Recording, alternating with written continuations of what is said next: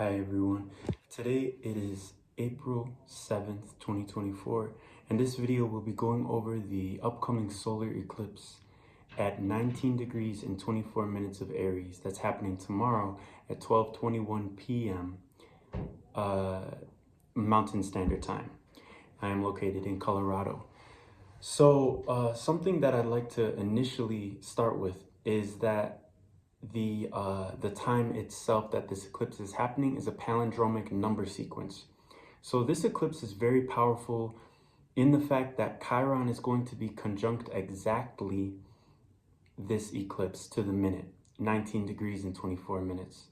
This in itself, I feel, implies that it's time for us to begin to pay more attention to the dwarf planets, as well as if you want to call them dwarf planets, but planetoids, Plutoids, all of those different objects in the sky that can't be classified, because there's something very intrinsic when it comes to the naturality of them and the way that we as humans feel a need to classify everything.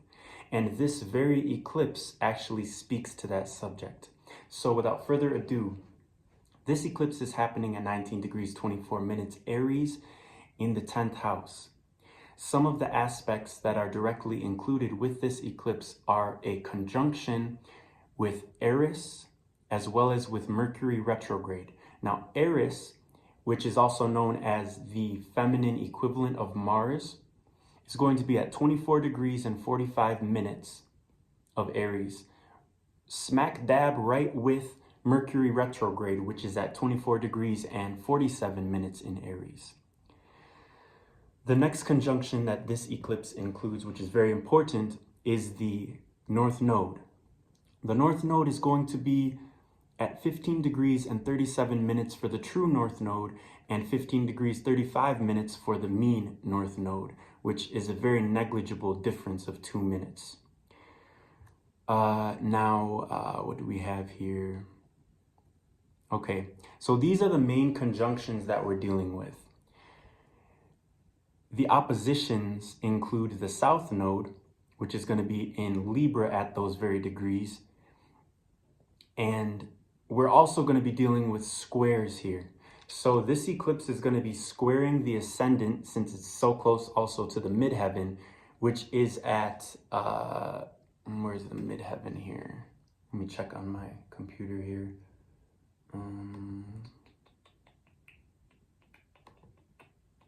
Okay, the midheaven is at 8 degrees, 27 minutes in Aries. So we are also going to be squaring the ascendant, which is going to be at 24 degrees, 39 minutes Cancer, as well as squaring Ceres, the dwarf planet. Actually, I think she might even be considered a planet now, because I think Pluto was demoted to dwarf planet and Ceres was promoted. I'm not sure, but anyways, it's important nonetheless. She's important nonetheless. So we're going to be squaring Ceres at 17 degrees 50 minutes in the 7th house. Now let's look to the ruler of the 10th house, which is Mars, because Mars rules Aries, and Aries is where everything is happening. So we have Mars conjuncting Saturn, Mars being at 13 degrees and 3 minutes in Pisces, and Saturn being at, where are we here? Saturn being at 14 degrees and 27 minutes in Pisces. And this is happening in the 9th house. So so there's a lot of warrior energy happening here with this eclipse. A lot of hero energy, a lot of Martian energy, a lot of combative, enterprising energy, okay? When it comes to the Eris and Mercury conjunction, and when it comes to the Mars and Saturn conjunction, we need to be aware of this energy, because with Mars and Saturn, Saturn is going to be holding the reins back on Mars, and with Eris and Mercury, essentially, this energy is going to be explosive. It's going to be indubitably irrepressible is the correct word that I'm really looking for here. So, especially with Eris and Mercury being so close and only having 2 degrees of a difference between them. So, we need to be very aware of this type of warrior energy, this feminine, wild woman even type of energy. So, reason being, the reason for our awareness is that we, as a society, we have for so long suppressed that side of our nature, and this eclipse is a marker for the coming out of that repression, of that backwards way of thinking, symbolized as well by Chiron being exact, the sun and moon. All right, so those are the main features of this eclipse, and in summation of those main features, we've got a deep healing happening. And if you have personal planets, personal aspects, personal celestial bodies that are conjunct, especially with any of these placements, then look at those and compare them and take that energy in and see what it does for you. Not even see what it does for you, but just sit with it and understand it. Be open to it, okay? So, we're going to get now into the aspects that have to do with Mars, which is the ruler of the 10th house during this eclipse. And I also want to note that Venus, which is the ruler of the 4th house, because the 4th house includes Libra, includes the south node in Libra. So the ruler of this south node is Venus, because the south node is in Libra. Now, with Venus being at 4 degrees, 25, I believe, minutes in Aries, this energy is really shooting for the stars. It's really shooting for the head of the dragon, the north node itself. It's really leaving behind what it needs to leave behind and accepting the new and accepting what is coming with that. There's no turning back at this point. There's no turning back at this point. Now, aspects when it comes to Mars, we have a sextile with Jupiter in Taurus. Jupiter also is at 19 degrees and 3 minutes. This is in the 11th house, and Jupiter is going to be catching up to Uranus, which is at 21 degrees and 10 minutes. They also share this house with Sedna, which is at 29 degrees and 47 minutes. There's a lot of new planetary cycles happening around really from 2024 to 2025. And I'll speak a little bit more about that. When it comes to this eclipse, I noticed that the eclipse is happening at 19 degrees and 24 minutes, right?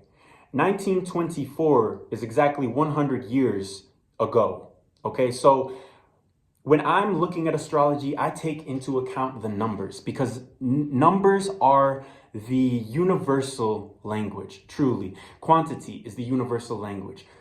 You can call a number by a different name. For example, in Japanese, 7 is roku, right? So it still is 7. There are still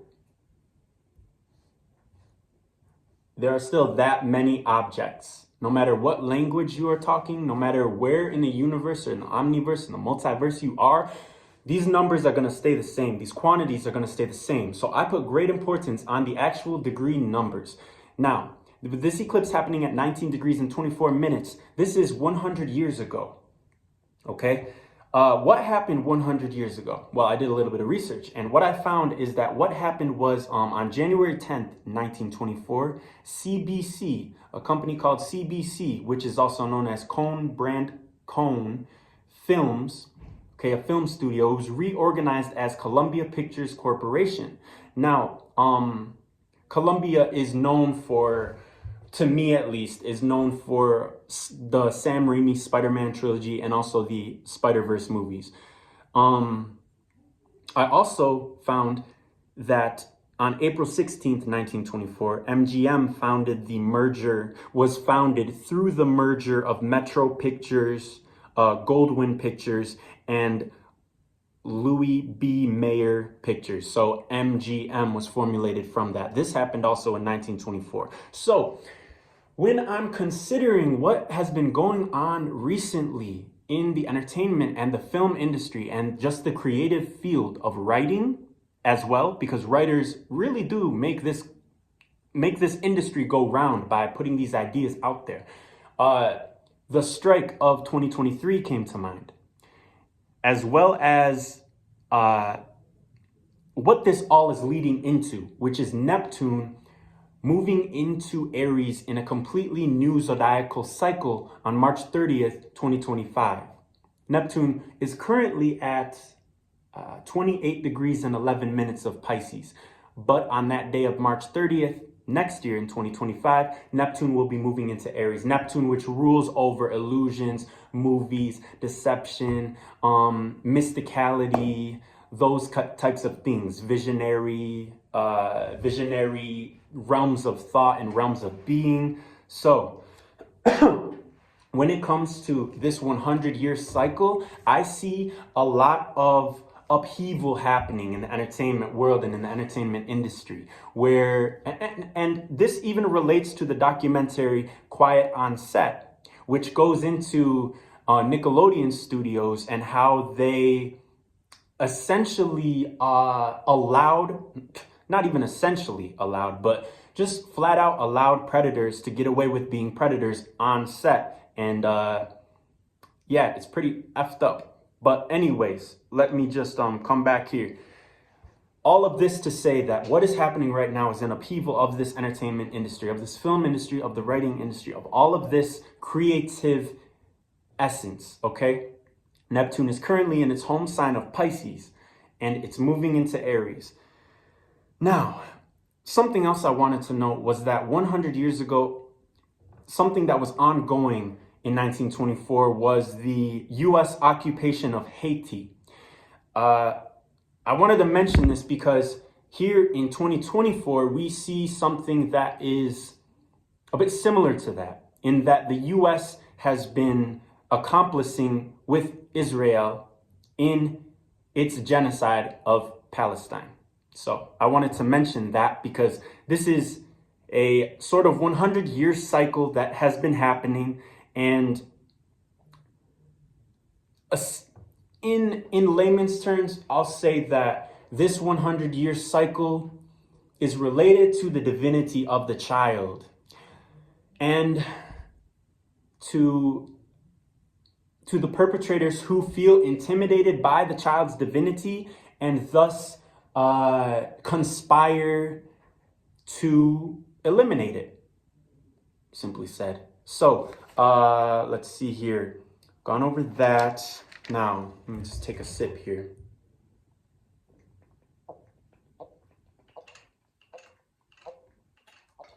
Alrighty. So, to continue here, I want to get back into the aspects of Mars. So we have Mars sextiling Jupiter, as I said, in Taurus, which is also catching up to Uranus, which Jupiter and Uranus in Taurus in the 11th house connects to currency, and specifically decentralized currencies and cryptocurrency and different ways of wealth, of value, really, of value. And there's going to be a lot of value in relationships having to do with this 11th house placement.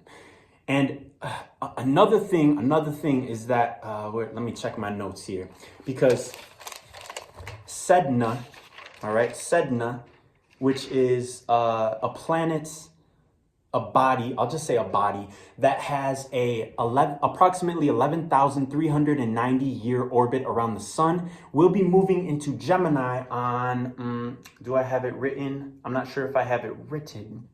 Excuse me. Oh, yes, I do. Okay. So on April 27th of this year, Sedna, at 5:35 a.m., Sedna will be entering Gemini, which according to astrolog.org, which I will probably link in the description, as well as many other resources that I have been utilizing for the facilitation of this video.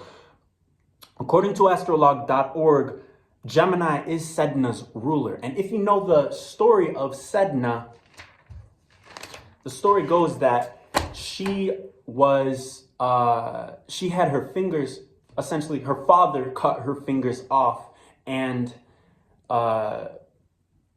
pushed her into the ocean, where she became the goddess of all marine life, okay? So we see the Sedna connection with Gemini in this way. Now, with this 11th house, it's going to be very important for us to be connected with our brothers and sisters on this realm. And that is not just human brothers and sisters, but that is also cetacean brothers and sisters, orca brothers and sisters, which have been trapped and enslaved in tanks and have been utilized for entertainment purposes. And this connects back to that entertainment essence, right? We're rethinking this. We are becoming something better and something new by healing this part of ourselves that we've repressed. Now, with this Chiron, especially exactly conjunct the sun and the moon, there's no turning back from this healing. It may be difficult, but it will be so worth it. And it is so much more difficult for those that have been oppressed and have been ruled out as less than than it is for us who have witnessed this, okay? So we want to keep in mind all of the things that these people and these beings have gone through, and these non-human persons have gone through, these orcas and these cetaceans in general, these marine mammals that have been forced to be put in tanks. Now, there's a great upheaval happening, like I said, with the entertainment industry. Now, coming back to the aspects of Mars, which is the ruler of the 10th house of this eclipse, we see that we are also, okay, where am I here?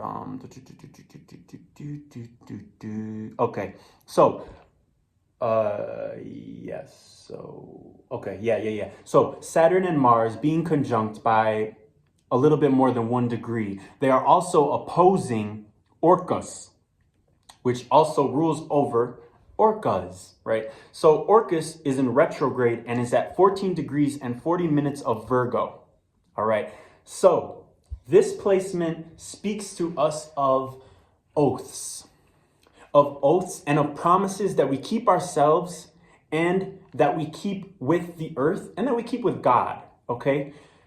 And when I say God, I mean the great omnipresent divinity from which all that we see and that we don't see has come from and will eventually return to.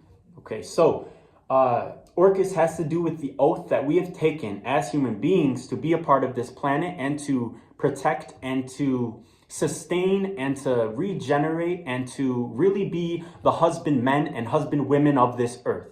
Orcus has a lot to do with that in this 3rd house in Virgo. Now, let's see here. We also have Orcus trining, let me see here, trining Jupiter and Uranus, and also trining Quaoar, which is conjunct, in close conjunct with Pholus, which is retrograde, and Ixion, okay? So,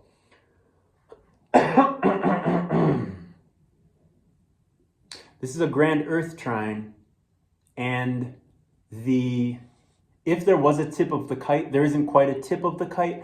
However, it is somewhat formed at Saturn and Mars in Pisces, which implies that there's a lot of combative energy that has been coming out in terms of laws and restrictions and tradition, okay? There's a newness that has been coming. There's a newness that has been coming and that has been awakening and that has been announcing itself and proclaiming itself to be a part of this world, as it always really has been in the divine child archetype, that is now coming forth and can never not be, because it always has been. Now, let's see here. Now, we've gone over the ruler of the 10th house, Mars's aspects here.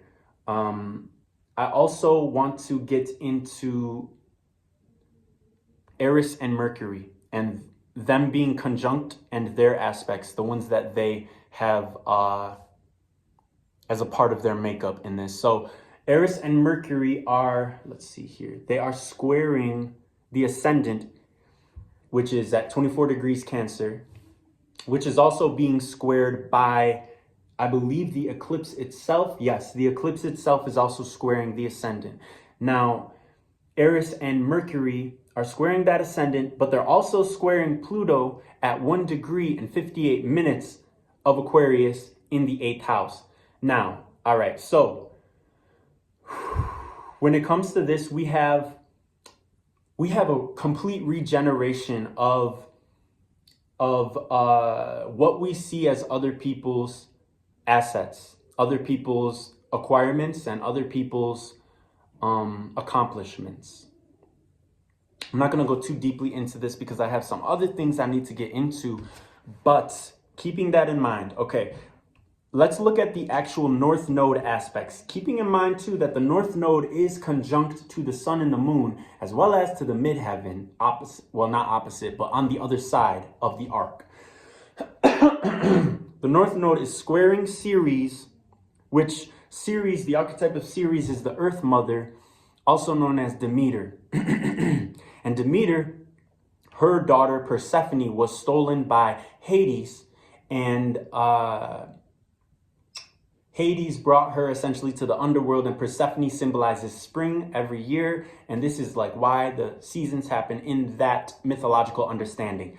And now, with Ceres being squared like that, as well as with the ascendant being in Cancer like that, the Mother Earth in this way is really crying out. And she's always been crying out, really, because for a very long time, we as humans have been doing the same thing and expecting different results. Maybe not, maybe just being insane in the definition of doing the same thing and expecting different results. But with this square, we also have an inconjunct aspect with Orcus. So the North Node is also inconjunct with Orcus. And inconjunct is essentially when, okay, so with the North Node, we have Aries at 15 degrees. The South Node opposite would be Libra at 15 degrees, right? That's opposite. That's 180 degrees. Now 150 degrees would be 15 degrees in Scorpio on one side of the Libra and 15 degrees in Virgo on the other side. Now we have the North Node in conjunct with Orcus in Virgo as well. So all of this to say that the main point of this solar eclipse is getting back to the Earth and coming back to the Earth and receiving the Earth, really receiving the Earth's energies, Mother Earth's energies, specifically the feminine aspect of the Earth, Spirit's energy, specifically letting that come back into our fields of observation, our fields of feeling, our fields of knowing, and our fields of being. Now, in addition to this, I'm going to go over the 10th house just as it is, because there are some important aspects that we need to notate. We have 4 degrees, 25 minutes of Venus in Aries, which is the ruler of the South Node, as I have stated. We have this conjunct with the midheaven in 8 degrees and 27 minutes of Aries. Now, the opposite of the midheaven is the IC. The IC being at 8 degrees, 27 minutes in Libra. The IC is also in close conjunction with Makemake. Makemake has much to do with creative intelligence and using the, I don't want to use the word using because I don't want it to be implied as a one-way transactional relationship. Well, not a one-way relationship, but a transactional relationship in that the assets are swapped and the assets are honored. Not only the assets being honored, but both parties are honored. So Makemake has to do with that intelligence, and Makemake is retrograde in this IC in the 4th house. Makemake is also pretty close to the true Lilith position, which is at 2 degrees, 14 minutes retrograde in Libra. So we have that energy potent as well, that goddess energy potent as well, the warrior, more sort of dark goddess energy potent, as well as reflected in Eris in the 10th house as well. So let's see what else we have going on here. We have we got the true north node at 15 degrees, 37 minutes and 37 seconds.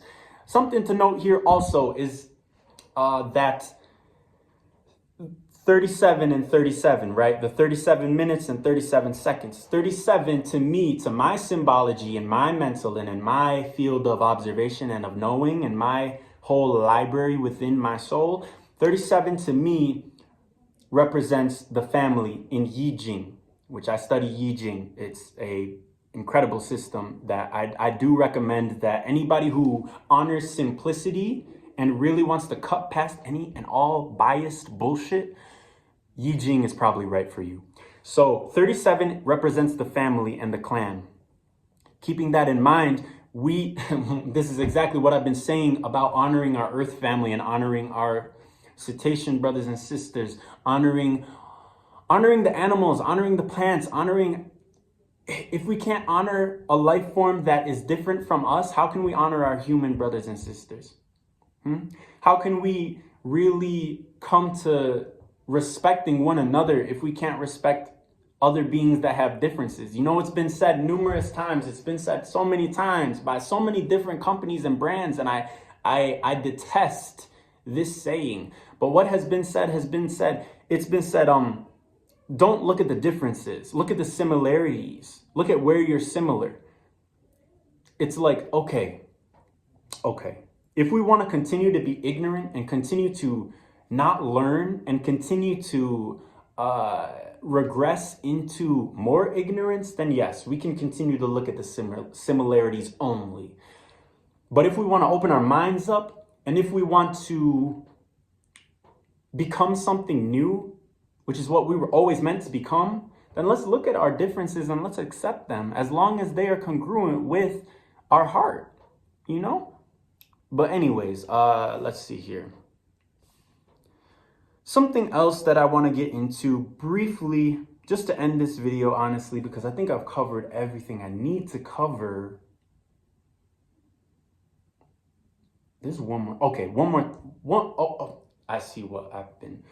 So I mentioned the kite earlier. And the tip of the kite, which for those of you who don't know, a kite is when a grand trine is formed in astrology, a grand trine being a big triangle in astrology in the astrological circle. We've got, so we have 3 trine aspects, and a trine is a 120 degree aspect. At the tip of at a midpoint, actually, in the trine, we have an aspect that includes a sextile to 2 of those corners, and it forms a kite. So it's like this, like that, right? Like this, like that, and then like that. It forms a kite. So the tip of the kite that I had mentioned before was Saturn and Mars. However, we have another kite going on here. And this other kite deals with Makemake, and it's a grand fire trine that includes a lot of what is going on in the beginning degrees of Aries, a lot of that. So the Venus, the midheaven, and the north node, and well, more so the Venus and the midheaven, actually, 4 degrees, 8 degrees, the Venus and the midheaven more so. However, this Venus and this midheaven are trining Varuna, which is retrograding in Leo. Varuna standing for a oceanic deity again, coming up with the ocean symbolism again with Sedna, coming back to that, coming back to the cetaceans, coming back to the entertainment industry, coming back to Neptune, moving from Pisces to Aries, coming back to newness, right? So refreshing and stuff like that. So we have Varuna in Leo in the 2nd house, having to do with assets, having to do with things you have, with self-esteem, etc. And we have Pallas, Athena, retrograde in Sagittarius. So this grand trine is made of Pallas Athena in Sagittarius, Varuna in Leo, and Venus and the midheaven in Aries. Now the tip of the kite is happening below, is happening in the 4th house with Makemake specifically. So the tip of the kite is known to be the most important aspect in that the kite itself is like a bow and arrow, like this, like that, right? And what you're pulling back. Okay, this is great because this is great. In one way, we're heading toward this North Node energy and this 10th house energy. And what we have to do is we have to put ourselves in that energy, literally to act as if, and then be. Because as soon as you act as if, you're putting yourself into the energy of being. So with the North Node, we are pulling back into that Venus, that midheaven, that North Node energy, the sun, the moon, the eclipse, the Chiron energy. We're pulling back in order to go forward into the Makemake energy, into the energy of being able to utilize our environment for health, for holistic healing, and for renewal on a grand scale. And this isn't something that happens overnight, but this is something that has been happening. And for those who are doing what they need to do in order to heal themselves, the results are going to come. The results are going to come. You're going to see the results. What else was I about to say here with Makemake? There was something else I wanted to say with Makemake. Let's see. I'm going to just look up really quick the information about Makemake, the asteroid. Not the asteroid, excuse me, the dwarf planet. But let me see here. So, okay. Something that I've noticed too is that many of these dwarf planets, a few of these dwarf planets, at least Quawar and Makemake, are creator deities. They're creator gods. So Makemake is the creation god of the Rapa Nui and symbolizes a connection with environmental, computer's loading, with environmental intelligence though, with environmental know-how, with environmental honor, okay? With knowing how to utilize what you have within you so that you can have a harmonious relationship with what is without you, okay? All right, okay. So Makemake is also referred to as Easter Bunny, which is interesting because it was discovered on March 31st, which is the day after my birthday in 2005. The orbital period is 306 years. Let's see what else this says. Yeah, so it says here, okay, I'm going to quote this. This is on astrograph.com.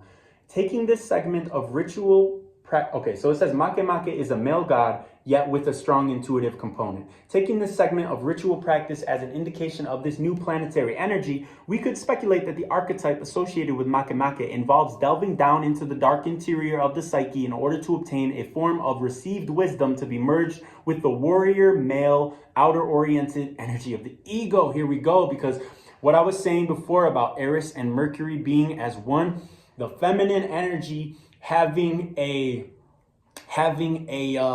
backwards communication style in this way, in this retrograde with Mercury, and having to pull back and go forth into the masculine energy, which is also retrograde. So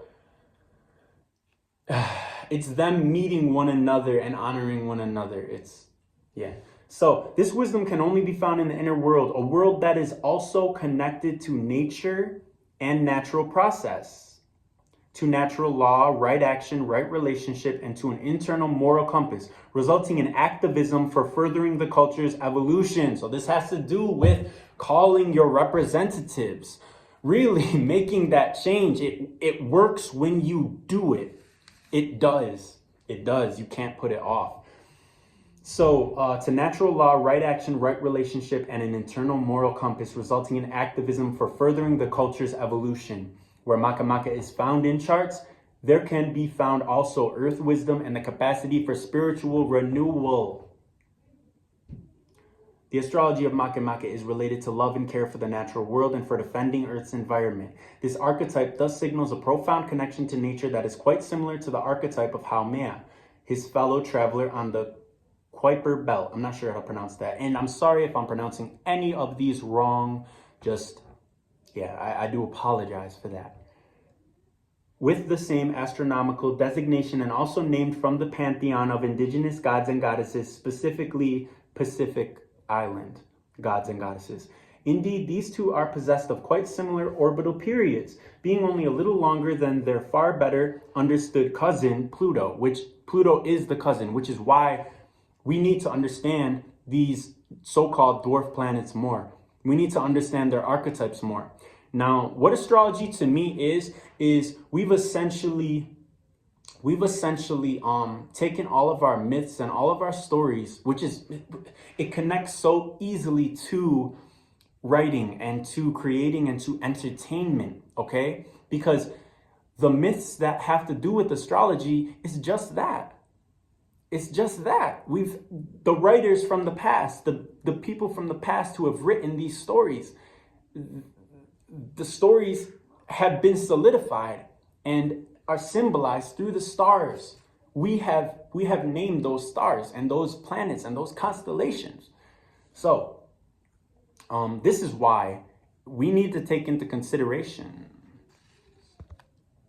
We need to take into consideration the dwarf planets, the Plutoids, all of those beings, because Pluto is one of them now, and Pluto had a big effect. So all these other ones are going to have big effects too. They travel around the zodiac in recent centuries, with Haumea leading by a separation of 20 to 40 degrees. As the male god of the pair and seemingly the more militant of the two, Makemake is associated with the wisdom of the natural world and also with an activist stance for advancing important environmental and social issues that are highlighted in this 21st century. Now let's also just take a quick look at where Haumea is in the chart. She is at 1 degree and 19 minutes of Scorpio retrograde at the eclipse. She's trining Vesta, who is at 2 degrees and 27 minutes, representing the eternal flame, the eternal fire, the fire that cannot go out, the fire of illumination, right? So, because once we know something, we cannot not know it. We learn it, and we come out of ignorance. We come out of that ignorance. And Haumea is also squaring Pluto, okay? Squaring Pluto. And Pluto is also aspecting Neptune with a sextile, and also the midheaven and Venus with a sextile. So, and Pluto's also squaring Eris and Mercury. So we've got a lot of these energies happening, y'all. But for me, and in my world, in my essence, from my perspective, Makemake is the one to look at. Not only because it's the tip, he's the tip of the arrow that is shooting, the bow and arrow that's shooting, but also because currently Makemake is on my Earth degree. And for those of you who may not know, an Earth degree is the degree that's completely opposite your Sun degree in heliocentric astrology. I personally believe that the Earth degree is highly important because we live on the Earth, and it's kind of a shame to me that we pay so much attention to all of these other bodies in the sky, and yet like the Earth is just our observation point. That don't make no sense to me. We got to honor the Earth's relationships to the other bodies as well. So Makemake for me is very important because it's on my Earth degree right now. And this is also part of why I'm making this video and why I've decided to really start putting out what I'm talking about here. So I think that I've really talked about what I want to talk about on this eclipse, on this amazing solar eclipse that is happening now. So blessed. Thank you, God. Thank you, Mother Nature. Thank you, Mother Earth. Thank you, Father God. Thank you, Divinity. Thank you, Divine Child, Divine Yeshua Energy. Thank you so much for all that you've done for us and for all that you continue to do for us, for giving me the courage to make this video and to start putting this stuff out, and to give myself the ability to speak, give myself the space to speak. Thank you. Thank you. Thank you so much, God. Thank you. Thank you. Thank you. Thank you. I'm just very grateful. And gratitude, I believe, is something to keep in mind with this eclipse and just with your life in general, because gratitude is the attitude. It really is. When you start to realize all the things that you have and all the beings that are by your side, that are here protecting you, the Most High here on your side, shoot, who can stop you? Who can stop you? So let's keep our faith strong and let's keep going. Now, something else I wanted to do for this eclipse is just do a quick drawing from this amazing deck that I just recently purchased. Just one moment. gonna set up my laptop so that I can get a good view of this deck and of myself. So this is called Unveiling the Golden Age by Izzy Ivy. Amazing deck, incredible, like just awesome, honestly awesome. So I'm just gonna do a quick drawing from this deck. And if you want to see the picture a little bit more, here's the picture. Yeah. So let me get into this. Essentially, what I do when I'm asking is I ask God through the cards. I ask the Most High through the cards. Astrology to me is the study of the signs that the Most High gives us in the heavens that show us and that enlighten us to who we are and to how we relate to people, to how we relate to ourselves, to how we relate to the natural environment. So I'm going to ask God for one card that sums up this eclipse energy. So cards, and thank you to the cards, thank you to the cards, thank you to Izzy Ivy for creating this amazing deck. It's so good. The artwork is incredible. Y'all, like when I show you, for real, when we get this card set and I show you, y'all, it's over. Like, so God, I ask you, Lord, light of the world, from which all that I see and all that I don't see has come, and to where we are all going, and to the divine and supreme love that loves, that just is. I love you so much. Thank you for being you, really. Thank you for re-enlightening me to you, and re-enlightening all of those who have been re-enlightened to you and who are coming to re-enlightenment to you. Thank you for lighting up our world, God. And I ask you, God, please give me just one card in tandem with Mother Earth, in tandem with love, that sums up the energy of this here solar eclipse on April 8th, 2024 at 12:21 p.m. Mountain Standard Time. Thank you, God, for giving me this gift of divining, this gift of connecting with you in all that I do, Lord. Thank you so much. I love you so much. I love you so much. Thank you, Lord, for my family. Thank you for the wealth of my family, Lord. Thank you for the strange and bitter past that I have had, and for the bright and enduring future that I lean to, Lord. Thank you. And now I ask for one card, one energy, to sum up the vibe of this amazing, initiatory, unbelievably incredible solar eclipse.